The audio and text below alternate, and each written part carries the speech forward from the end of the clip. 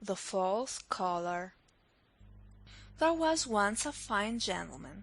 All of his movables were a boot jack and a hair comb.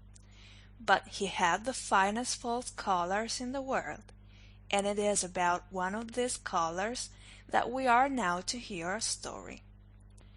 It was so old that it began to think of marriage, and it happened that it came to be washing company with a garter.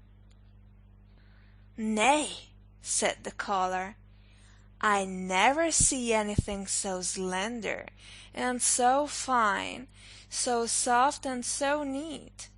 May I not ask your name?" "That I shall not tell you," said the garter. "Where do you live?" asked the collar. But the garter was so bashful, so modest, and thought it was a strange question to answer. "You are certainly a girdle," said the collar. "That is to say, an inside girdle. I see well that you are both for use and ornament, my dear young lady." "I will thank you not to speak to me," said the garter. "I think I have not given the least occasion for it." "Yes, when one is as handsome as you," said the collar, "that is occasion enough." "Don't come so near me, I beg of you," said the garter. "You look so much like those men folks."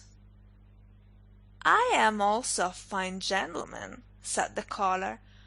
"I have a boot jack and a hair comb." But that was not true, for it was his master who had them. But he boasted. "Don't come so near me," said the garter. "I am not accustomed to it." "Prude!" exclaimed the collar, and then it was taken out of the washing tub. It was starched, hung over the back of a chair in the sunshine, and was then laid on the ironing blanket. Then came the warm box iron. "Dear lady," said the collar, "dear widow lady, I feel quite hot. I am quite changed. I begin to unfold myself. You will burn a hole in me. Ho! I offer you my hand." "Rag!" said the box iron, and went proudly over the collar, for she fancied she was a steam engine that will go on the railroad and draw the wagons. "Rag!" said the box iron.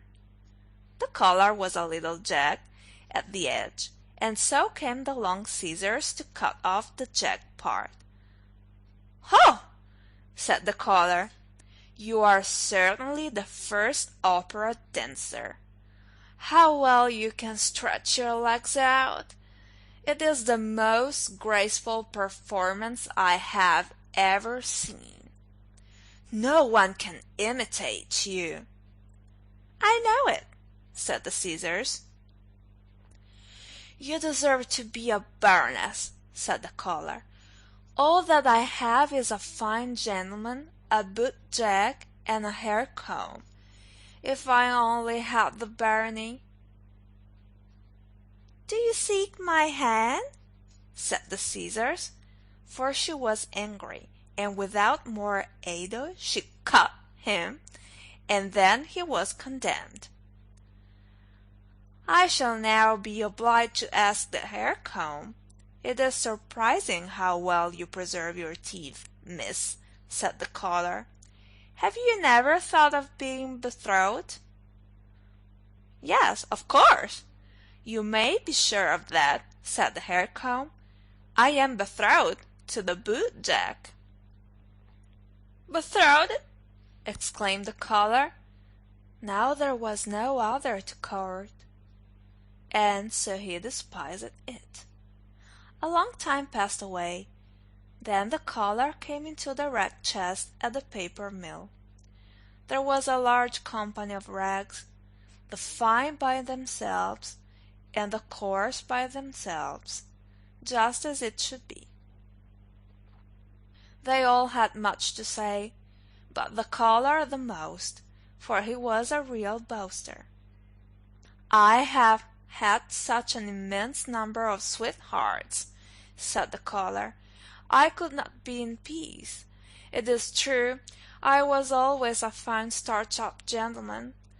I had both a boot jack and a hair comb, which I have never used.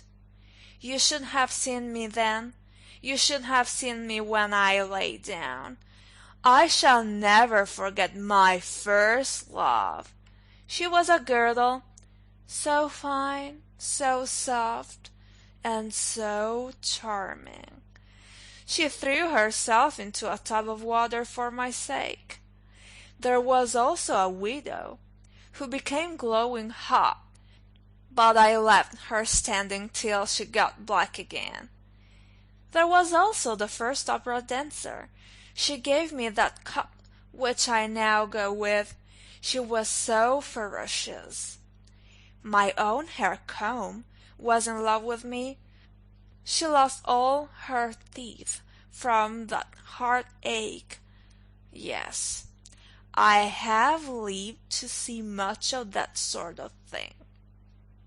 But I am extremely sorry for the garter, I mean the girdle, that went into the water tub.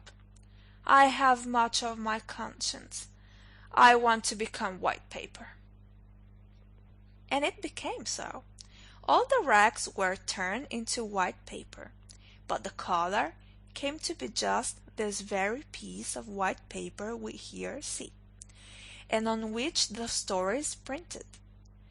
And that was because it boasted so terribly afterwards of what had never happened to it.